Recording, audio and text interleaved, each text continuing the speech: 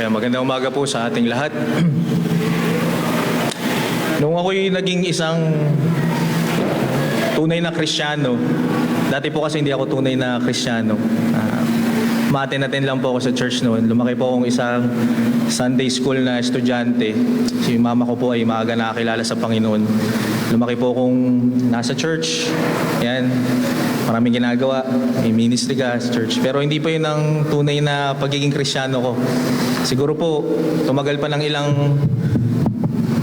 ilang years bago po talaga nakilala ang Panginoong Jesucristo bilang aking Panginoon at tagapagligtas.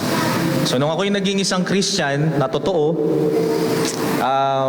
nahilig po ako sa nahilig po akong manood ng mga debates. Yan, yung mga debate regarding faith, philosophy, tsaka po magbasa ng mga books. Yan po yung naging epekto sa akin ng pagbabago bilang isang Kristiyano.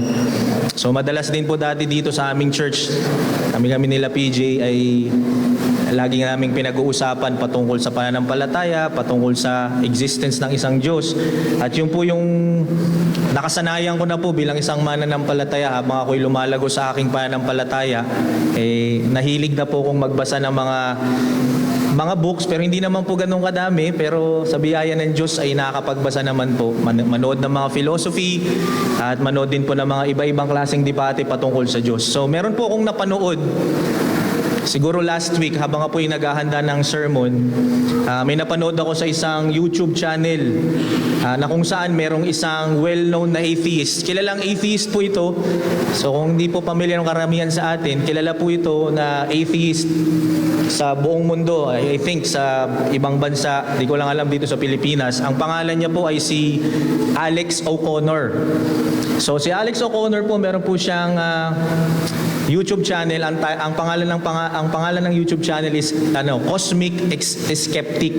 So yun ang kanyang YouTube channel, at ang ginagawa niya, merong isang portion sa kanyang YouTube channel na kung saan may in-interview siya ng isa ding well-known Christian apologist.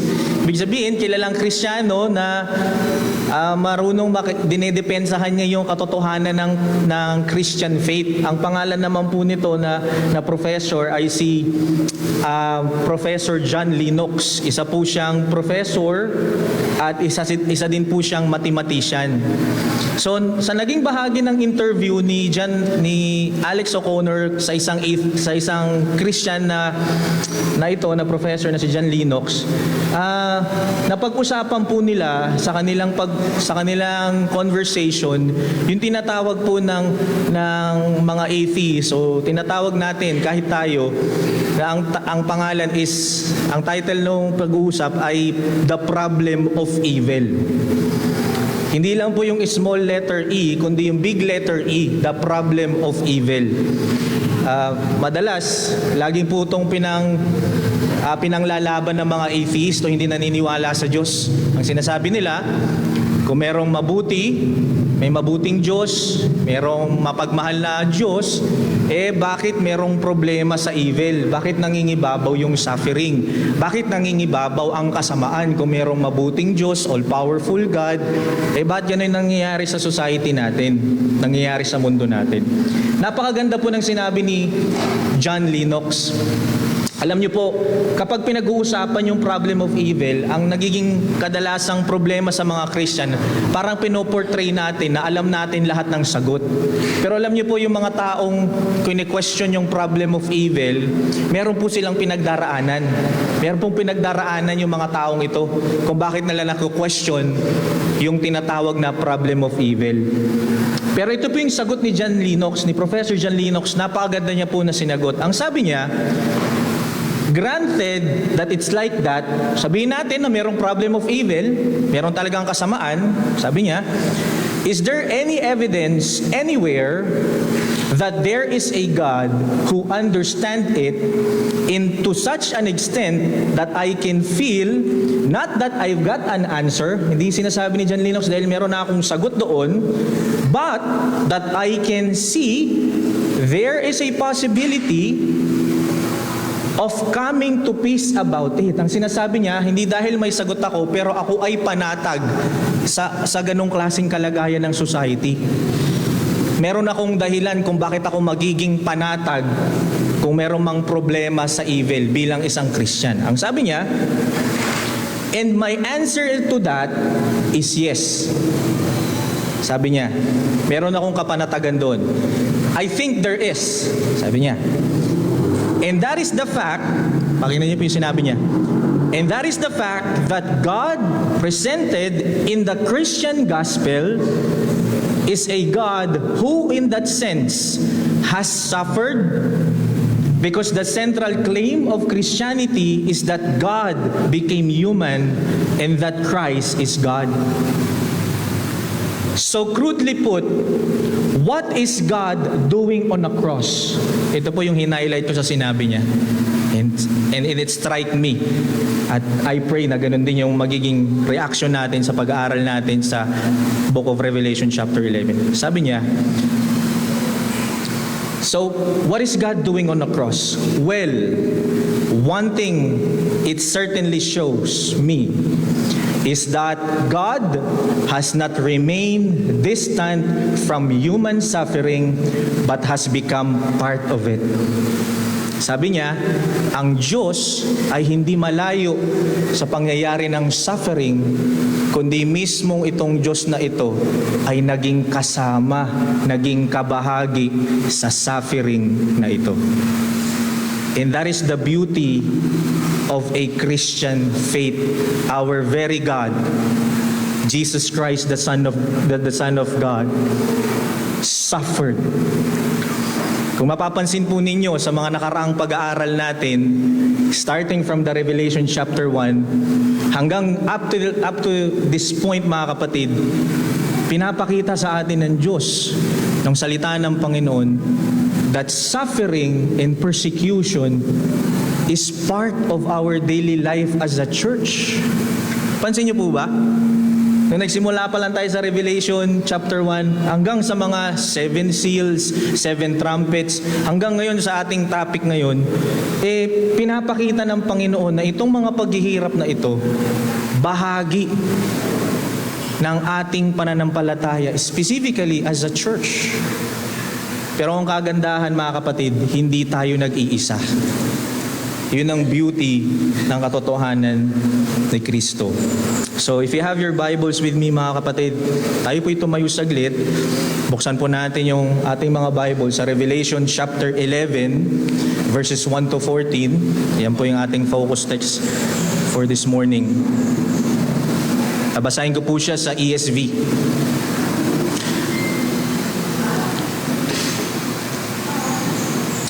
Then I was given a measuring rod like a staff, and I was told, rise and measure the temple of God, and the altar, and those who worship there.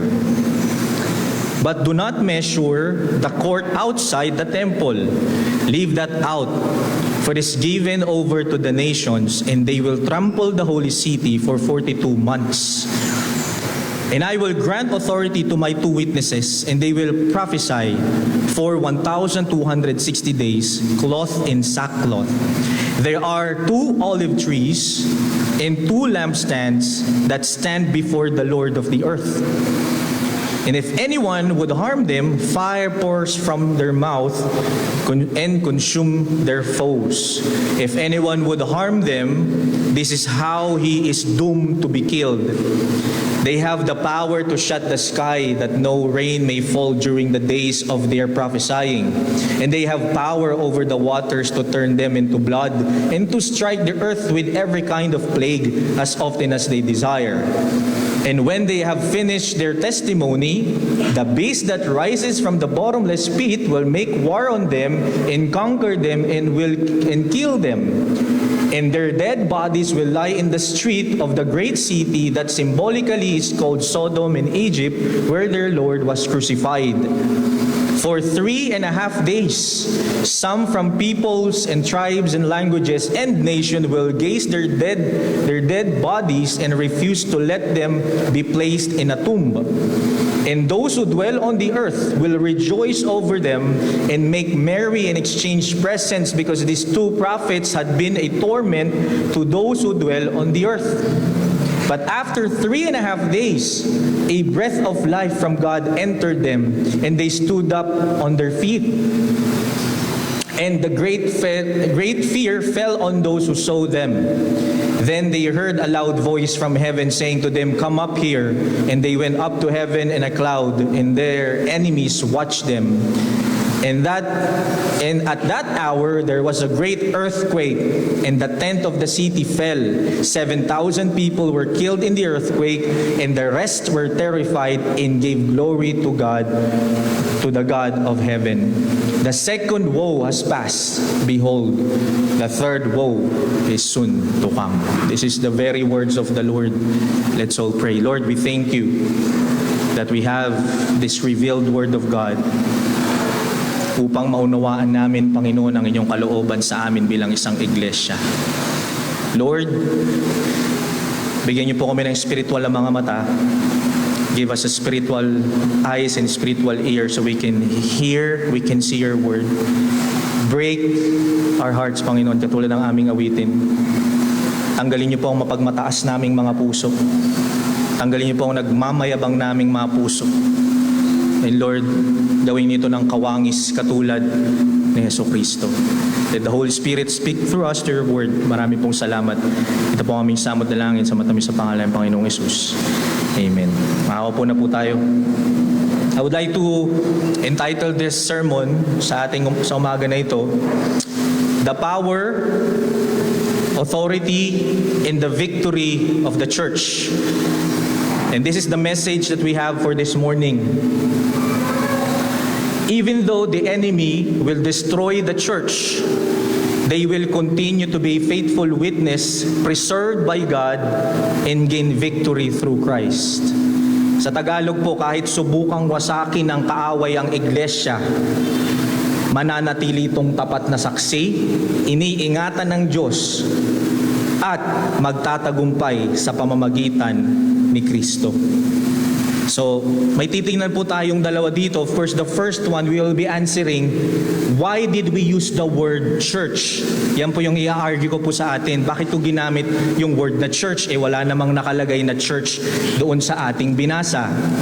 And then after that, we will be proceeding po doon sa tatlong bagay. Una, makikita natin dito, a faithful witness with power and authority. Pangalawa, a dreadful attack from the enemy. And lastly po, a victory through Christ. So yan po yung titingnan natin ngayong umaga na ito. Kung mapapansin po ninyo sa mga nakaraan nating mga preachings, may tinatawag po tayong interlude. Ibig sabihin, ito yung mga pangyayari bago i-pour out yung pangpito. Nakita nyo po, bago sabihin yung seventh trumpet, may nangyari muna. Tama? Kung mapapansin nyo doon sa seven seal, ganun din. Bago sinabi yung pang seven seal, may tinatawag po na interlude na pangyayari, mga kapatid. And alam nyo kung bakit sinasabi ito ni John, kung bakit ito yung prophecy niya, hindi po itinuturo ng Revelation na mag-speculate tayo sa mga numbers, mag-speculate tayo kung ano yung mga numbers, ano ibig sabihin nito, kasi lahat po ng nakikita natin sa Revelation or pakayag mga kapatid, tinatawag po natin itong symbolical. Bakit po natin tinatawag na simbolismo mga kapatid? Kasi lahat po ito ay pagpapahayag ng Panginoong Hesukristo. This is a prophecy. At naalala po ninyo, i-remind natin ang bawat isa that whenever you read a revelation, hindi po nakakatakot. Hindi po nakakatakot ito. Okay? The Revelation is the book of hope. Kasi ito po'y patungkol kay Hesukristo. Ang nagiging problema lang po ay may iba-iba po tayong posisyon na pinaniniwalaan. Kaya po kapag ikaw ay unang-una, may isa pong posisyon, alalahanin lang po natin, magtatagal po tayo dito. Ano po yun? Lapit ko yung mic. Hawakan ko na lang, di ba? Pasensya na po ha. So sana naman, baka naman bili naman tayo ng dyan, di ba? Para naman makagalaw-galaw kami dito. Hindi na nakahawak. At least yung lapel, di ba? Pag-pray po natin. For the benefit naman po yan sa mga nagsasalita. Anyway. So, again, sa sinasabi ko po, kung titingnan po natin, ang Book of Revelation ay hindi po ito nakakatakot na book. Okay? Sa mga Christians. Ang revelation po ay pagpapahayag patungkol kay Kristo Jesus. At nakita niyo po sa mga pangyayari, sa simula sa Revelation chapter 1, up until this Revelation chapter 11, lahat po ito ay merong katotohanan sa nakaraan, may katotohanan sa panahon natin ngayon, at meron ding katotohanan sa hinaharap. Ano pong ibig kong sabihin, mga kapatid? Hindi lamang to tinatalakay yung mangyayari sa hinaharap. Kasi yung iba, masyado ng exaggerated ang paliwanag, ang tingin lang nila sa lahat ng sinasabi sa pahayag, laging hinaharap, wala nang relevance sa atin sa panahon natin ngayon. Exaggerated po yun. Meron naman po sa kabila, lahat na nangyari dito, nakaraan na. Ibig sabihin, wala nang hinaharap. Ang hinaharap na lang natin yung pagbabalik ni Kristo. Pero lahat ng pangyayaris dito sa sa Revelation, natapos na. I would argue, mga kapatid, meron tayong tinatawag na eclectic na view. Naalala niyo po, naturo ko na po. At yun po ang aking posisyon. Ang eclectic view, kinukuha po lahat ng posisyon ng future, ng nakaraan, ng present at symbolical. Halo-halo po ito. Kaya ngayong umaga na ito, hindi natin ifo-focus yung hinaharap, at hindi rin natin masyadong ifo-focus ang future, kundi pasasadahan po natin yung past, present, and future. Because this is the Word of God means. Lagi po siyang relevant sa panahon natin ngayon bilang mga mananampalataya. So, let's begin po, no? Kung mapapansin ninyo, binanggit na yung 6 trumpet, at yung nakaraang naalala nyo pa po yung isang last preaching ko, pinakita doon na merong mga lumabas sa bottomless pit na mga balang. Ito yung mga enemies, ito yung mga kampon ni Satanas na gumugulo sa earth ngayon. At yung si Satanas, binigyan po siya ng key, di ba? Naalala niyo po sa chapter 9, he was given the key. Ibig sabihin, pinahintulutan lamang si Satanas na manggulo sa mundong ito. So anong ibig sabihin nito? Si Satanas po at ang kanyang mga kampon, nakakabalik sa bottomless pit, nakakalabas, kasi they have the authority. Binigyan sila ng authority ng Panginoon manggulo. And alam niyo po, sa binasa natin kanina, if you observe, binanggit na naman po yung the enemy na nanggaling sa bottomless pit. Kaya po, mga kapatid, sa umaga na ito, titingnan natin, ano ba itong mga pangyayaring ito sa panahon natin? With the symbolical reality o yung mga pangyayari sa lumang tipan na ipinaliliwanag sa Revelation chapter 11. Since I don't want to waste our time, sagutin na po natin yung tanong, bakit ko nga ba ginamit yung word o yung term na church? Kasi kung babasahin mo ito, yung mga futuristic, ang tingin nila sa Revelation chapter 11, lahat yan sa Israel na literal. Lahat yan. Babalik yung templo, i-reveal yung templo sa Israel, babalik yung pag-aalay, babalik lihan lahat ng ginagawa sa lumang tipan. Kaya ang mga futuristic, ang sinasabi nila, Israel ito. Nation of Israel. I would argue, mga kapatid, na hindi ito nation of Israel. I would argue that this is the church. This is the body of Christ. Alam niyo kung bakit? Because the terms like the temple of God, nakita niyo po ba? Sa English, di ba? Nagra-rapture na yung mga pages ng Bible ko, Yan. Kung mapapansin niyo po, may mga term na ginamit na temple of God, olive trees, lampstand, holy city. Just plain reading ng mga ganong lengguwahe, mga kapatid. Ito ay symbolic representation ng church. Di ba? If you can recall, Romans chapter 11 verse 17. Pinag-aralan po natin sa Bible study. Yung olive tree, sino po ito? Refers to the people of God. Sino po? Elect Jews and Gentiles, grafted into one community. Tama? So the olive tree itself, I argue that it is the church. Ano pa po? Ephesians chapter 2 verse 22. Anong sabi doon? Believers are being built together into a dwelling place for God by the Spirit. Ginamit din po sa Revelation chapter 11, dwelling place, temple of God. Lahat po yan sa lumang tipan, pag sinabing temple of God, dwelling place po yan. Yan po yung tabernakulo kung saan sila nag-offer ng sacrifices, kung saan po sila naglilingkod. Pero kung papansinin po ninyo, yung ginamit na temple of God dito, I argue, that is the dwelling place for God. And this is what? The church. The body of Christ. Pangalawa, mababasa niyo po dyan yung lampstand. Remember, Revelation chapter 1 verse 20. Anong sinabi po doon? And the 7 lampstands are the 7 churches. Nakita nyo? So the term lampstand ginamit sa 7 churches. So it signifies, symbolically, it pertains to what? The church. All the believing people of God. Revelation 21 verse 2, ginamit yung the holy city. The holy city, the New Jerusalem. Ano pong pinipicture yan? Sabi po dito, I saw the holy city, New Jerusalem, coming down of heaven from God, prepared as a bride. Who's the bride? The church.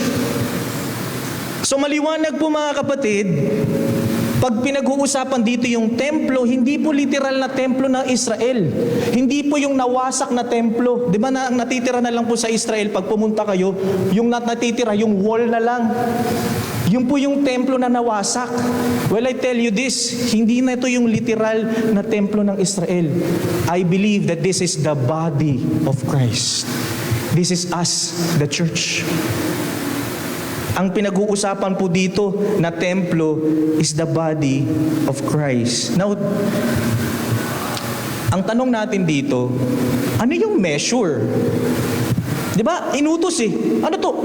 Kung ililiteral natin to, sinabi ni Jesus Christ kay John, sukatin mo. Paano mo masusukat?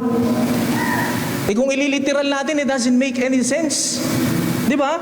Ang sabi ni Yahweh, sabi ni John, then I was given a measuring rod like staff. And then ito yung sinabi sa kanya ni Jesus Christ, rise and measure the temple of God.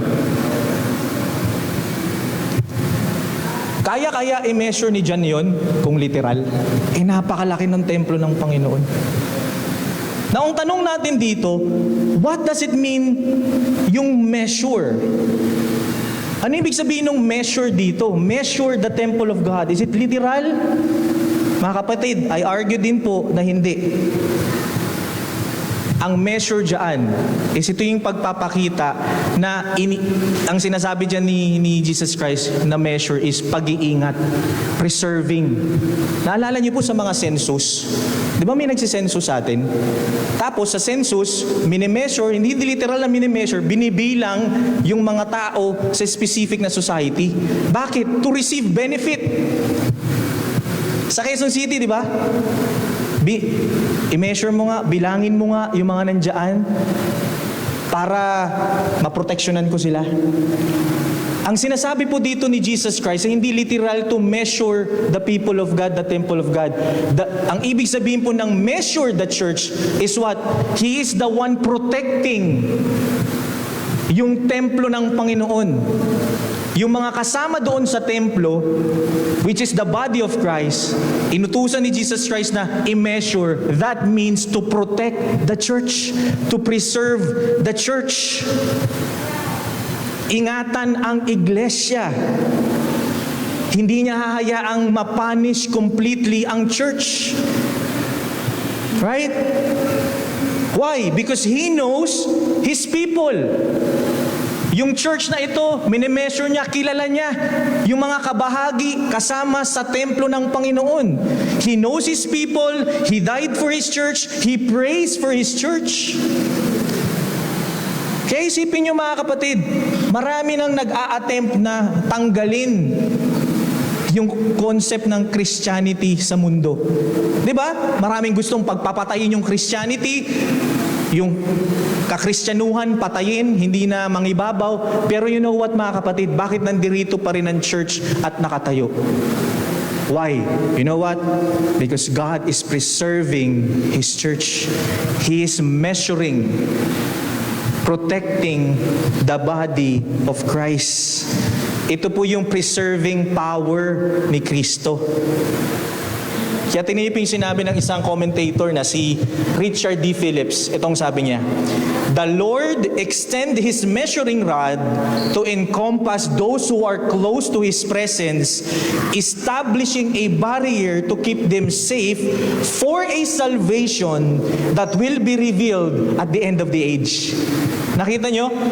Ang sinasabi nung commentator na ito, pinoproteksyonan, in short, ng Panginoon ang kanyang iglesia hanggang sa paghuling pagbabalik ni Hesukristo. So hindi po ito literal. Pinapakita po dito at nauunawaan ng mga audience ni John kapag sinabing measuring rod, measure the people of God. At yun ang sinasabi doon po sa ating verse. Ngayon ang tanong natin, meron pong sinabi diyan, di ba? Balikan natin sa verse 2. Ang sabi, "But do not measure the court outside temple." So may mineasure, may iniingatan ng Panginoon, specifically the church, nag-utos si Jesus Christ, huwag niyong i-measure yung nasa labas ng templo. Yung nasa outside, yung nasa outer. Kung babasahin niyo po yung Tagalog, tingnan niyo po yung sinabi dyan sa Tagalog. Tumayo, sabi niya, "Ngunit huwag mo nang sukatin ang mga bulwagan sa labas ng templo sapagkat ibinigay na yon sa mga taong di kumikilala sa Diyos." So maaari mga kapatid, may dalawang interpretation po ito. Ang sinasabi nila, yung nasa outer, ito yung mga nominal Christians. Ito yung mga kunyaring kilala si Kristo pero wala talagang pagtunay na relationship kay Jesus Christ. Hindi sila malapit doon mismo sa templo ng Panginoon. Maybe they are part of the said local church but they are not part of the true church na poproteksyonan ng Panginoon. Yan ang sinasabi ng karamihan sa mga commentators. These are yung mga taong nagpapanggap na sila mananampalataya pero hindi naman sila tunay na kumikilala kay Kristo bilang Panginoon na tagapagligtas ng kanilang buhay. Maaring bahagi ng church, maaring nagprofess bilang mananampalataya pero walang pagkilala kay Kristo. Hindi malapit sa presensya ng Panginoon. Kaya ang sabi ni Jesus Christ, wag nyo nang isama, wag mo nang isama yan, i-measure yung mga yan. Kasi hindi yan sila kasama sa tunay na iglesia. Hindi ba? At ito po yung nakakalungkot, nakakatakot na kalagayan ng isang taong nagpapanggap na mananampalataya. Gusto ko pong sabihin sa atin, it doesn't mean that you have understanding ng kakaunti sa salvation. It doesn't mean that you already profess your faith, okay na yun. Pinapakita dito, meron ka bang tunay na pagkakilala kay Kristo? Kasama ka ba talaga doon sa body of Christ? Hindi, matagal na akong Kristiyano Matagal na akong Baptist, dito na ako lumaki, tumanda na ako. Hindi po yun ang usapin mga kapatid. Ang usapin, meron ka bang tunay na pagkakilala kay Kristo? Malapit ka ba sa katotohanan ni Kristo? Kasama ka ba sa katawan ni Kristo? At yan po yung sinasabi nila patungkol doon sa wag mo nang sukatin yung mga nasa labas ng templo. And then, itutuloy po natin. Tingnan niyo po yung sinabi dyan. Dito na po medyo nagkakaroon ng confusion ng marami. Kung titignan po natin ito na literal. Sabi po kasi, "But do not measure the court outside the temple, leave that out, for it was given over to the nation, and they will trample the holy city for 42 months. Ito medyo ano po tayo dito. Anong ibig sabihin nung 42 months? Literal ba ito? Alam niyo po, kapag kwinenta niyo po yung 42 months, ang equivalent po niyan is 3.5 years na sinabi din dito sa verse natin. Tingnan niyo po, ikwentahin niyo po yan sa calculation. Hanapin niyo sa Google. 42 months equals yan sa 3.5 years. Yung 3.5 years equals pag kinumpara niyo sa araw, sa days, yan po ay 1,260 days. So ano po yung ibig sabihin ng 3.5 years dito? Ang 3.5 years po ay kalahati ng isang 3.5 years para maging 7. Tama? 3.5 years plus 3.5 years equals, para akong teacher dito, parang math, di ba? 3.5 years plus 3.5 years equals 7. Tama ho ba? Kaya nga po ang argument natin dito mga kapatid, yung 7 hindi literal. Anong sinabi natin pag sinasabing 7 is a number of completion. Completed. Now, if we're going to take the symbolical meaning ng 7 years, ng 3.5 years and 3.5 years, hindi po ito yung tribulation. Kasi may nagsasabi, 3.5 years magsasuffer kasi wala na in church, 7 years of tribulation. Hindi po yun ang interpretation. Ang interpretation ng 3.5 years, ito po yung first and sa second coming ni Kristo. Yung unang first 3.5 years symbolically, this is the beginning, Genesis until the first coming of Jesus Christ. Yan po yung 3.5 years symbolically. Pero yung another 3.5 years, this is what? The church, nung pag-angat ni Jesus Christ sa langit, iniwan niya ang mga disciples, 3.5 years, and then yung pagbabalik ni Kristo. That completes the 3.5 years sa second coming niya. Kaya completion. Now, I will argue mga kapatid, na yung 3.5 years na sinasabi dito, ito yung pangyayari sa atin ngayon. This is the church age. Ito yung mga pangyayari na may suffering, persecution. Yan po yung 3.5 years natin ngayon. Kaya pagdating ni Jesus Christ, completed na yung 3.5 years kasi kompleto na yung 7. Kasi pagdating ni Kristo, tapos na, kompleto na. Nagigets nyo po? Kaya hindi ito 3.5 years, suffering, babalik si Kristo after 7 years. No, I believe yung 7 years na yan is from the creation hanggang sa second coming ng Panginoon. Simple as that mga kapatid. Kaya po yung 3.5 years natin ngayon, na nararanasan nila dyan ngayon, nandoon po tayo sa kalahati ng 3.5 years ngayon.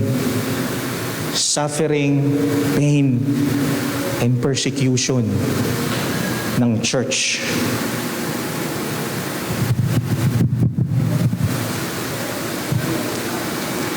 Sana po naunawaan nyo. So wag na tayo mag-aasa na wala na yung church saka magkakaroon ng 7 years tribulation. No. We are already in the tribulation right now. And the church are already experiencing suffering right now. Why? Kasi hindi pa tapos eh. Hindi pa tapos yung 3.5 years. Symbolically, matatapos lang yung 3.5 years pag dumating si Jesus Christ sa kanyang second coming. That's the completion of number 7. Sabi ko sa inyo, magtatagal ako dito. Dito pa lang po, di ba? Hindi po natin pwedeng iiwas to eh. Kasi meron tayong doktrina na pinangahawakan na 3.5 years suffering, 3.5 years. But I would like to argue mga kapatid, that's symbolical. Symbolical po yan. Kaya po mga kapatid, tingnan nyo. Let me go on na po sa unang part ng aking sermon, yung a faithful witness with power and authority. Tingnan nyo po. Let's move on sa ating verse. Ang sabi dyan, and I will grant authority to my 2 witnesses, and they will prophesy for 1,260 days. Again, 3.5 years po dyan, 3.5 years po yan, 42 months po yan. Okay? And it's symbolical. Cloth in sackcloth. Now, sinabi na natin mga kapatid, yung 2 witnesses dito, may mga nagtuturo mga kapatid na ito daw po ay si Moses at si Elijah. Right? Remember mga kapatid, sa lumang tipan, ang sinasabi lagi, para mapatunayan na totoo yung sinasabi mo, dapat meron kang kasamang isa, may witness ka na isa. 1 or 2 witnesses. Di ba? Ayun yung sinasabi ng mga Pariseyo kay Jesus Christ. Paano mo nasabi na ikaw si Jesus Christ? Wala kang witness. Ano sinasabi ni Jesus Christ? Kahit wala akong witness, ang sinasabi ko sa inyo ay totoo. Minsan sinasabi niya, may witness ako. Ang kasama ko sa pag-witness, yung Father. Kaya po yung term po dyan na 2 witnesses, ibig sabihin, merong nagpapatotoo, may nagpapatunay. And sino po tong 2 witnesses na ito? I believe mga kapatid, hindi po to si Elijah. Kasi ang sinasabi nila, kaya si Elijah yan, because yung mga sumunod na verses, si Elijah at si Moses. Kasi, kung papansinin niyo po, tingnan po yung sabi dyan. These are 2 olive trees. Again, and if anyone would harm, sa verse 5 po, and anyone would harm them, fire pours from their mouth and consumes their foes.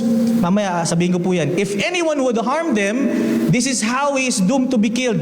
Tinipin yung sinasabi doon, they have the power to shut the sky. Sino po ang gumawa nito sa lumang tipan?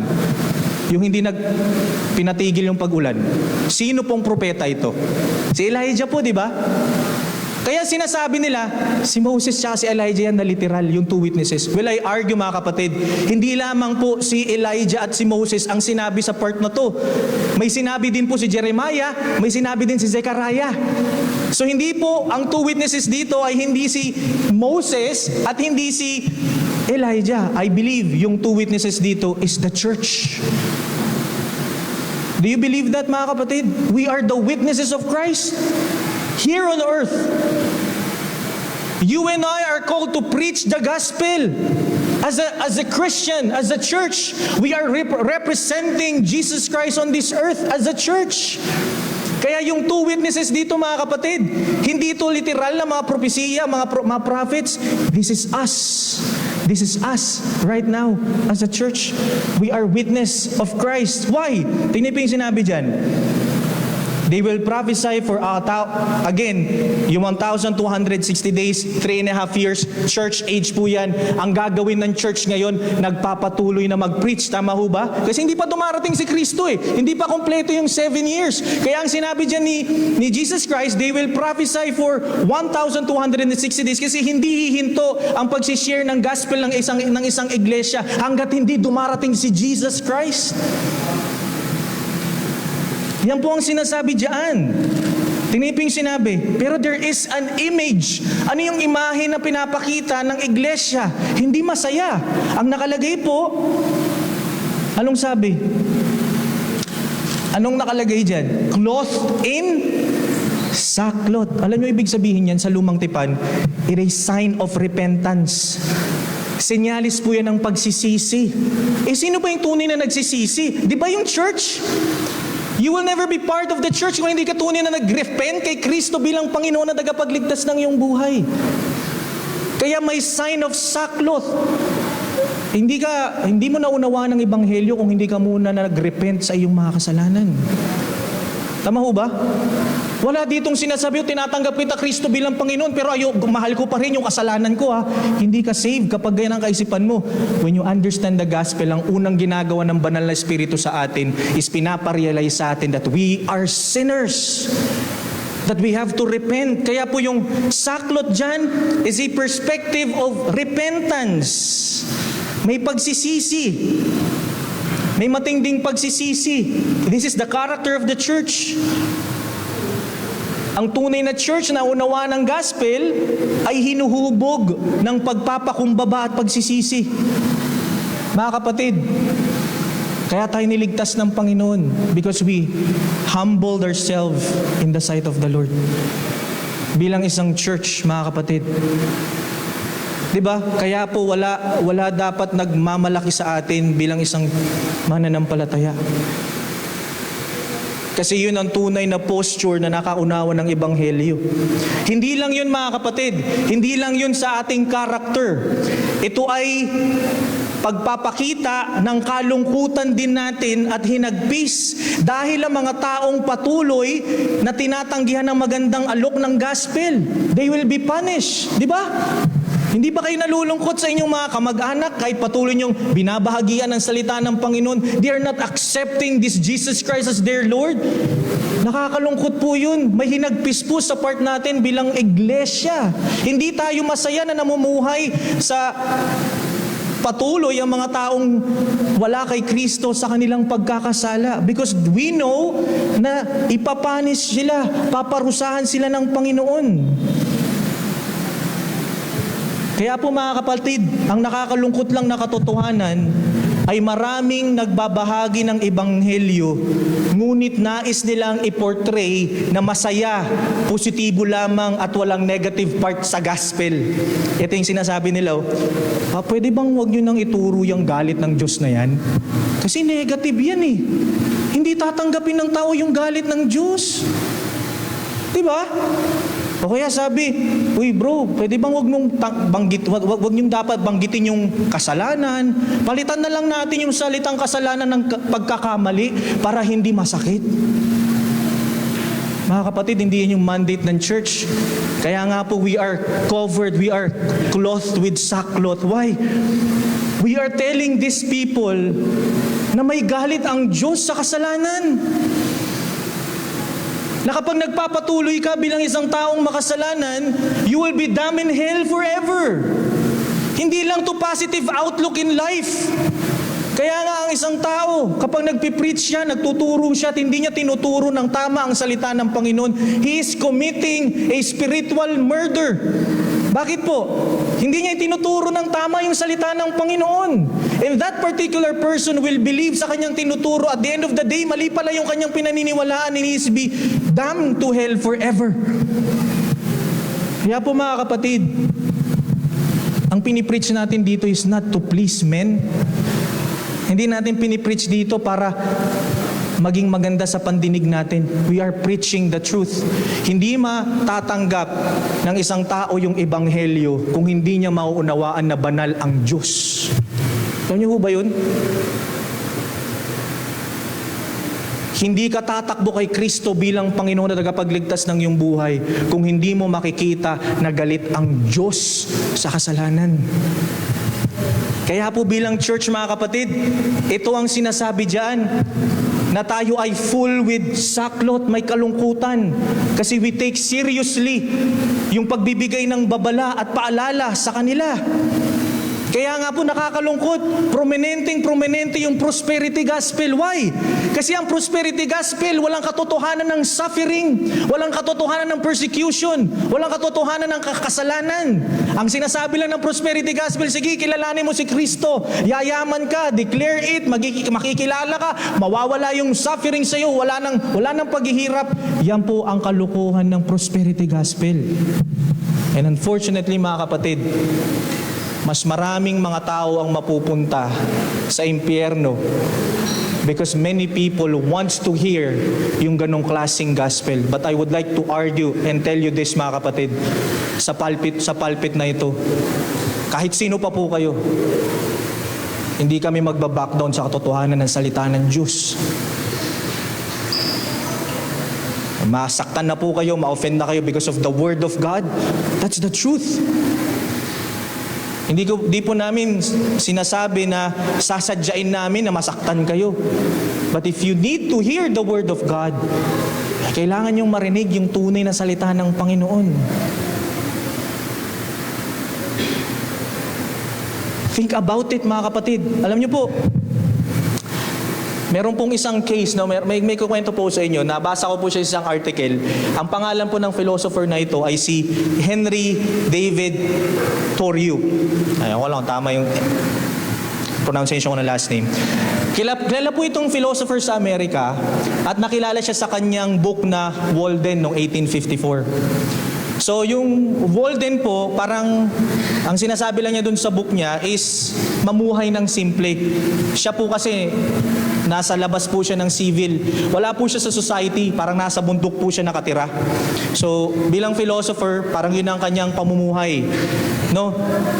After 8 years po, nung matapos niyang mapublish ang book, nagkaroon po siya na sakit sa TB. Opo. Kaya nung May 6, 1862, namatay po siya. Pero alam niyo po, sa kanyang deathbed, yung naghihingalo na siya, yung malapit na siyang mamatay, meron siyang tita niya or auntie niya, ang pangalan, si Luisa. Tapos, tinanong siya nung auntie niya, ang sabi ng auntie niya, have you made peace with God? Nakipagkasundo ka na ba sa Diyos? Yung bago siya mamatay, tinanong siya, nakipagkasundo ka na ba sa Diyos? And I believe yung sagot niya, mga kapatid, sagot din ito ng mga walang pagkakilala kay Kristo. Akala nila okay sila ng Diyos. Ito yung sinabi ng philosopher na to. Sabi niya, I did not know we had ever quarreled. Anong sinabi ng philosopher na to? Ang sabi niya, hindi ko alam na magkaaway pala kami ng Diyos. I think sinabi niya to ng sarcastically. Kasi nga, atheist siya eh. Hindi siya naniniwala sa Diyos eh. Sabi niya, hindi ko alam na magkaaway kami ng Diyos. Alam niyo mga kapatid, ganyan ang perspective ng taong wala sa Panginoon. Ganyan ang kaisipan ng wala kay Kristo. Akala nila okay sila ng relationship ng Panginoon na ito. Akala wala siyang problema sa harapan ng Diyos na ito. Akala namumuhay siya ng okay lang sa harapan ng Diyos na ito. Later on, makaka-receive siya ng galit ng Panginoon. And that's the reason why, mga kapatid, we as a church, hindi tayo titigil sa pagbabahagi ng salita ng Diyos because people right now, unbelievers right now, thought that they have good relationship with this God. Akala nila hindi sila kalaban ng Panginoon. Will I tell you this? Kung wala ka kay Kristo, kaaway ka ng Diyos. You are the enemy of God. Kaya po mga kapatid, kung mapapansin nyo dyan, binigyan tayo ng authority. Di ba? Balikan po natin yung ating text. Sabi dyan, verse 3, I will grant authority to my two witnesses. Binigyan tayo ng authority to what? Anong authority ito bilang church? We have the authority to what? To proclaim the gospel. This is the authority of the church. Remember Matthew chapter 28? Remember Acts chapter 1 verse 8? Preaching, sharing the gospel, we have given authority by God.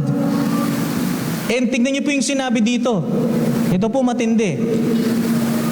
Hindi lang po authority. Kung mapapansin niyo po dyan, sa verse 5, if anyone would harm them, fire pours from their mouth and consume their foes. Sino po ito? Si Jeremiah po ito. Fulfillment po ito sa Jeremiah chapter 5 verse 14. Ang sabi po sa Tagalog, dahil nilapastangan ako ng mga taong yan, ang aking salitang lalabas sa iyong bibig ay magiging parang apoy. Sila'y parang tuyong kahoy na tutupukin ito. In the fulfillment of those words, sino po itong nagbibigay ng pronouncement ng judgment? The church. Kapag sinabi mo yung taong wala kay Kristo, mamamatay ka sa iyong mga kasalanan, you are already pronouncing judgment doon sa taong makasalanan na ito. Kapag hindi ka nananampalataya kay Kristo, ito ang mangyayari sa iyo. Paparusahan ka ng Diyos. That's a pronouncing of judgment. Katulad ng ginagawa ng mga propeta in the past. Tutupukin sila ng galit ng Diyos sa kasalanan.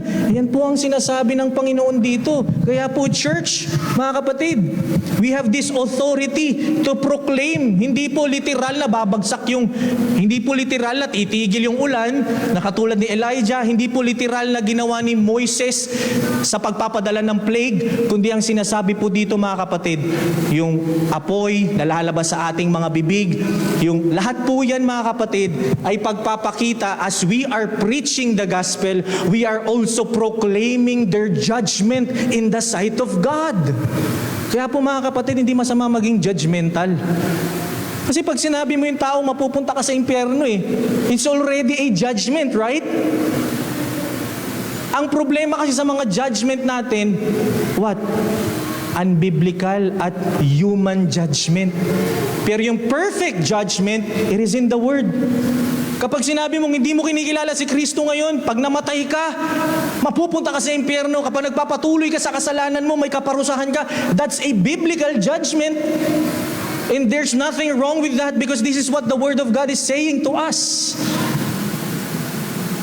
And yun ang sinasabi dyan.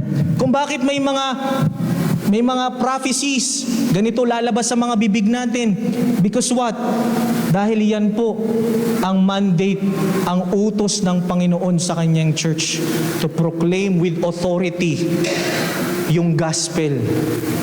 And bakit may authority tayo as a church? Sino nagbigay? Si Christ. Kaya po mga kapatid, the strength of the church is not based on human's ability, but of the gospel. The courage of the church is not based on our own courage, but as a people of God, but of the gospel. Lagi nating paalalahanan ng ating mga sarili na wala tayong may pagmamalaki kung wala ang gospel sa atin. Huwag natin pabayaan ang mga mandato na ibinigay sa atin ng Panginoon. Kaya po nakatindig ang church na ito, hindi dahil magagaling yung mga leaders, hindi magagaling yung magturo kung sino man. Kung bakit nakatindig yung church, it is because of Christ. Because of the truth of the gospel that we hold. Kaya powerful ang iglesia because of the truth of the gospel. Kaya kagamit-gamit ang church because of the truth of the gospel. It is always the gospel and it's not about us.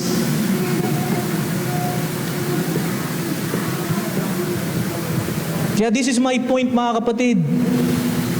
The authority and power of the church come from the truth of the gospel.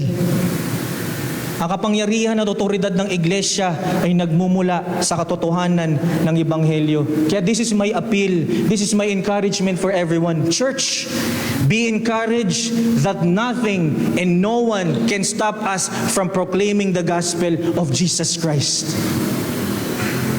Do you think na fail tayo as a church? Tandaan nyo, hindi mag-fail ang church because of Christ. Let's do the work as a church to support, to help the church, to proclaim the gospel. This is what we need to do as a church. And let us be encouraged na ikaw ay naligtas because of the truth of the gospel. Kung bakit ka nandirito ngayon, it is because of the gospel. Kaya po mga kapatid, let's move on to our next part, a dreadful attack from the enemy. And as we are continuously, hanggang sa panahon natin, kahit sa kasaysayan, patuloy na ibinabahagi ang Ebanghelyo, mga kapatid, hindi nawawala yung pag-atake ng kalaban. The enemy. Why? This is the battleground. Look at this verse 7 to 10. Sabi po sa 7 to 10, and when they have finished their testimony, the beast that rises from the bottomless pit, nung sinabi po sa Revelation chapter 9 na nandito na nakikipag-make war na sa atin, nakikipagyera na sa atin, ano pong gagawin ng enemy na ito? Make war on them and conquer them and kill them. You see mga kapatid, kung hindi totoo, kung ito'y mangyayari sa future, isang malaking sampal sa mga martyrs, isang malaking sampal sa martyrs in the past, yung pinag-pray natin na 70 Christian kanina, isang malaking sampal ito sa kanila. Kung itong nararanasan nila ay hindi pa ito tribulation, isang malaking sampal sa kanila ang sasabihin mo sa kanila, yung tribulation na yan, hindi pa yan kasi meron pang tribulation na mangyayari kapag wala na tayo. No! It's already happening. Satan is already attacking the church. He is trying to kill the truth of Christ. Sinusubukan niya tayong patayin at alam niyo mga kapatid, may dalawang bagay ang ginagawa ni Satan para patayin ang church. May dalawang experiences pala. Una, the church will experience being killed. Pangalawa, the church will experience being ridiculed. Mapapahiya, pagtatawanan. Naalala niyo po yung preaching ko doon sa chapter 9, di ba yung mga unbelievers, may dalawang bagay din ang nangyayari sa kanila. Ang ginagawa ni Satan sa kanila, they're being killed and being tortured. Alam niyo po si Satan, ganoon din po yung ginagawa sa church. Sinusubukan niyang patayin tayo, yung church, yung Christianity, at gusto din niyang ipahiya yung katotohanan ng gospel. Yan po ang ginagawa ni Satan.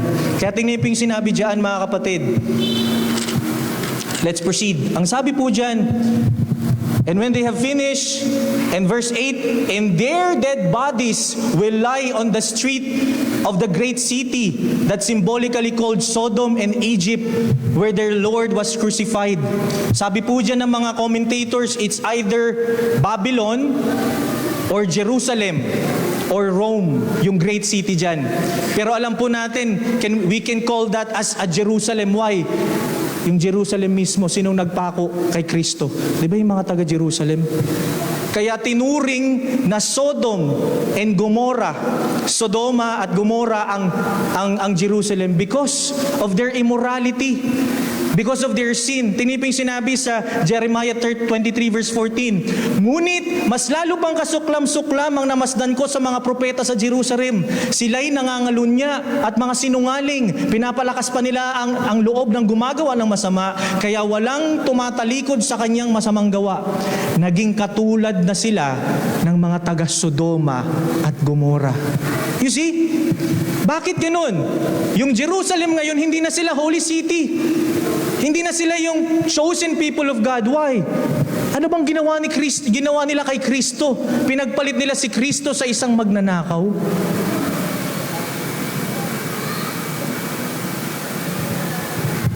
Kaya po mga kapatid, gusto ko mapaalalahanan tayo. All of our spiritual endeavors as a church will surely attack the enemy. Kaya po, makikita nyo po dyan, sa verse 7 and 8, makaka-receive tayo ng pagpatay. Killing them. Conquer and killing them. Yan po ang ginagawa ni Satanas ngayon. Up until this point, kahit sa kasaysayan, di ba si King Nero, si King Domitian, yung mga emperor na yan, tinatry nilang tanggalin sa history ang Christianity. Pinapatay nila lahat ng mga Kristiyano. Remember that time, sa panahon ni King Nero, ginagawang street lights yung katawan ng mga Christians.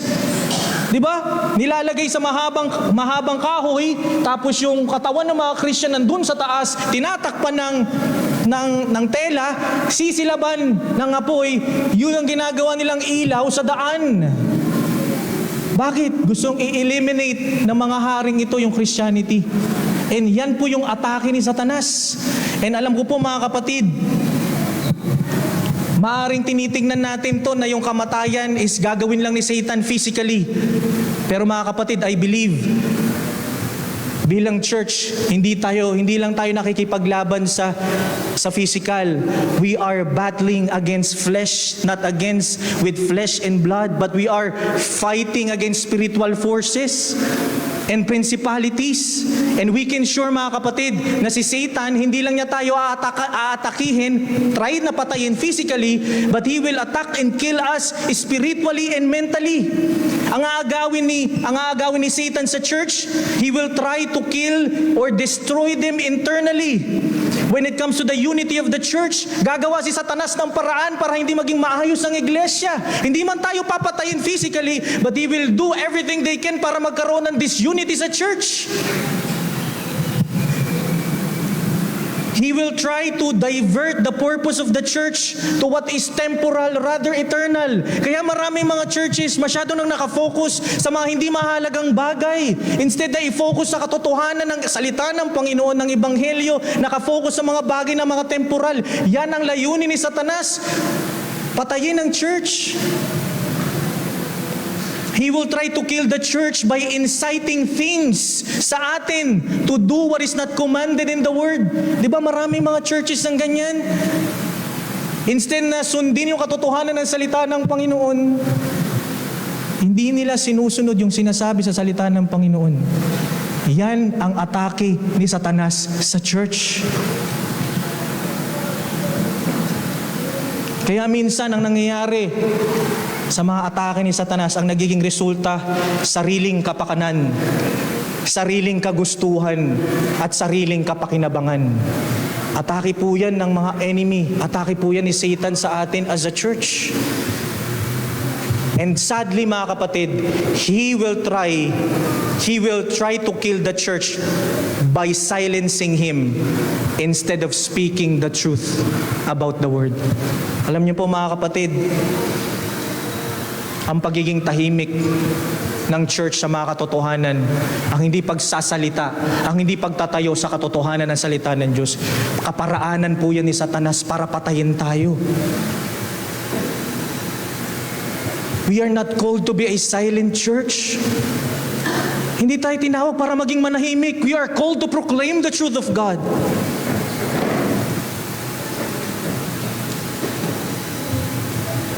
Kaya this is the quote, tingnan niyo po yung sinabi ni Dietrich Bonhoeffer, isa po itong pastor noon sa Germany, yung nagkakaroon ng matinding gera doon. Satan does not fill us with hatred of God, but with forgetfulness of God. Ang gagawin ni Satan, kalilipap, pahayaan niya ang kalimutan ng church yung mga dapat niyang gawin. Hindi niya pupunuin yung galit, pupunuin niya para kalimutan ng church ano yung dapat nating gawin. Yan ang kalaban, yan ang enemy. That's what he's doing in the church. Kaya po mga kapatid, ano pang susunod dyan?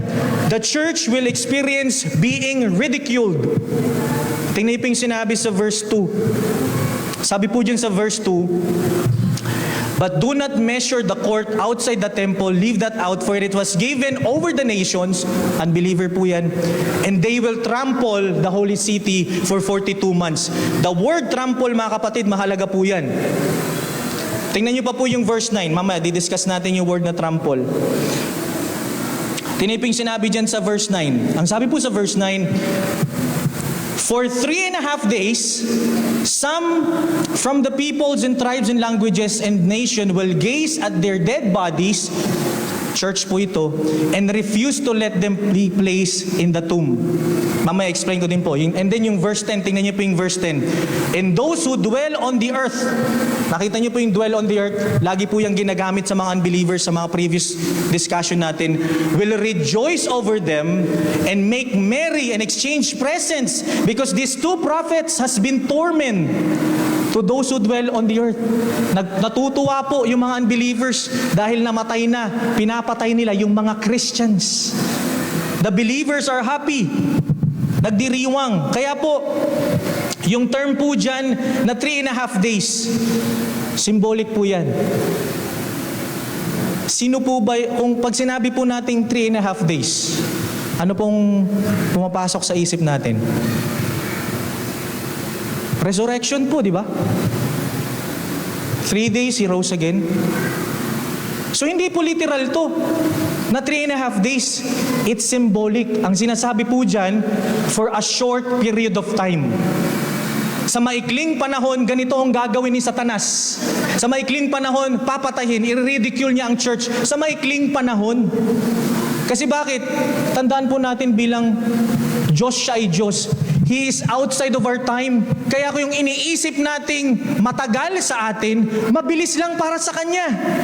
Tandaan niyo po, Lord, how long? Pero in the perspective of God, dahil hindi siya bound by time, space, and matter, yung time niya is saglit. Ngunit sa atin bilang mga tao, bilang mga Christian, akala natin napakatagal. Kaya po yung 3.5 days is just a symbolic for a short period of God's time. And the word trample dyan, mga kapatid, is pateo.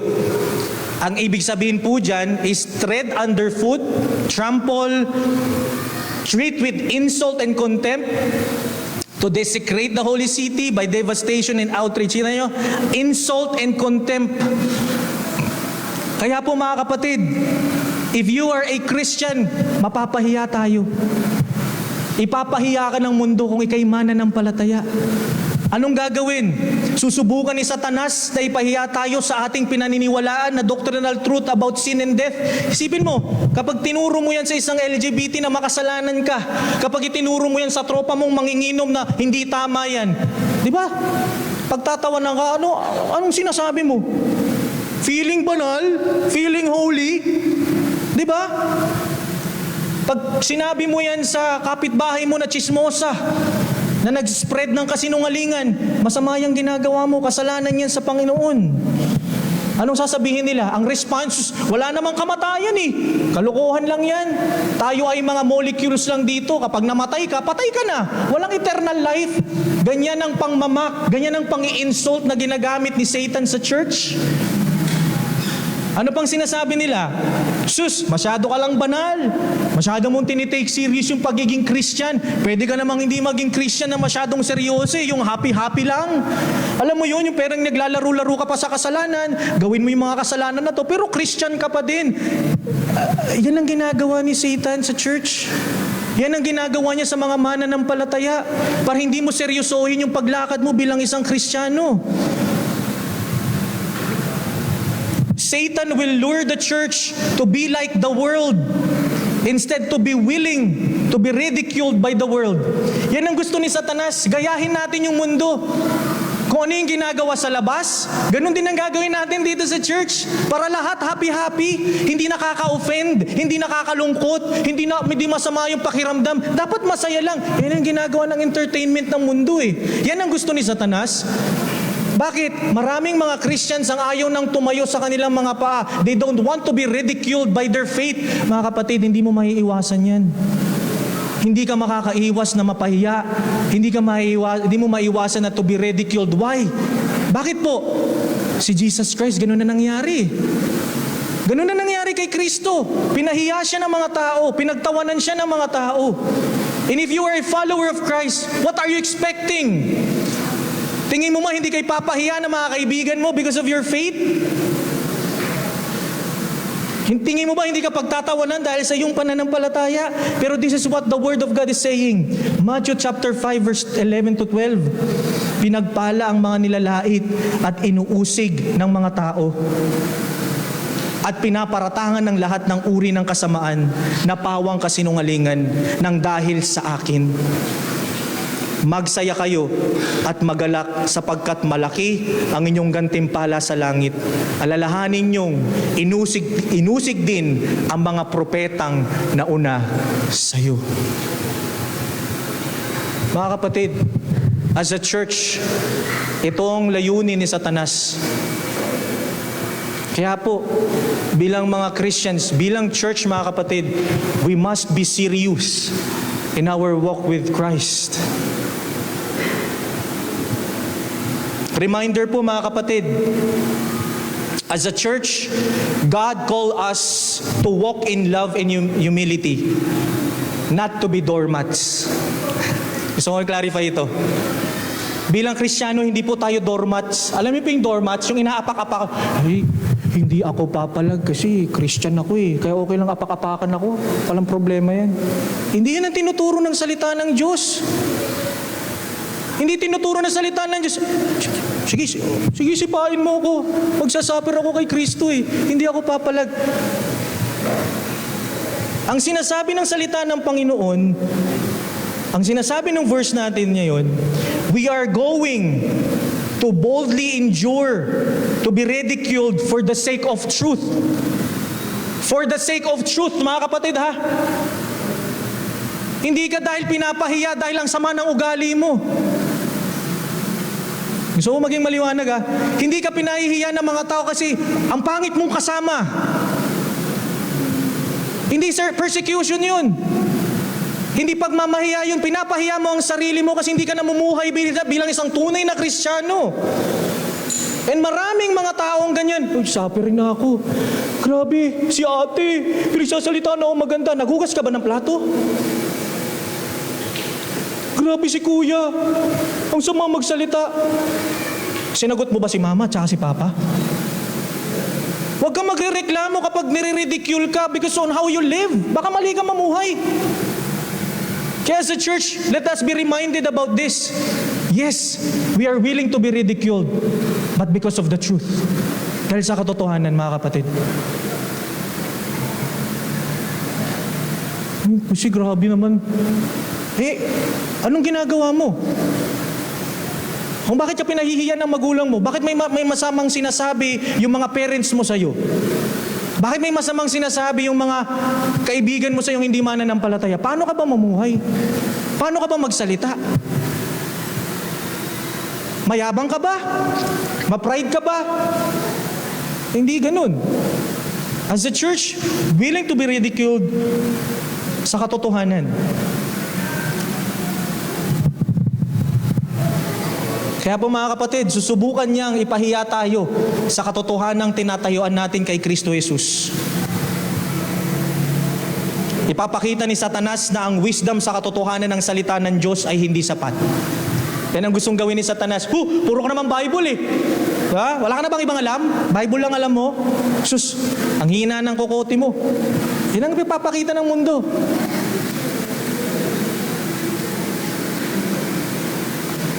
As a Christian, susubukan kanyang ipahiya sa mga bagay na hindi mo kayang gawin bilang isang Kristiyano. Ipapakita niya sa iyo na wala kang maitutulong sa iglesia. Yan ang gagawin ni Satanas sa iyo.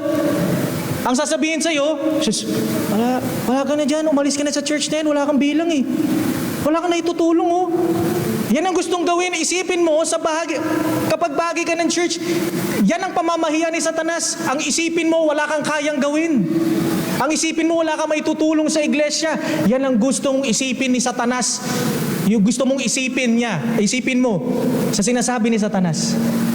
Kaya mga kapatid, yan yung may eskema ni Satan. Kapag hindi tayo maingat dyan, talagang matatalo tayo.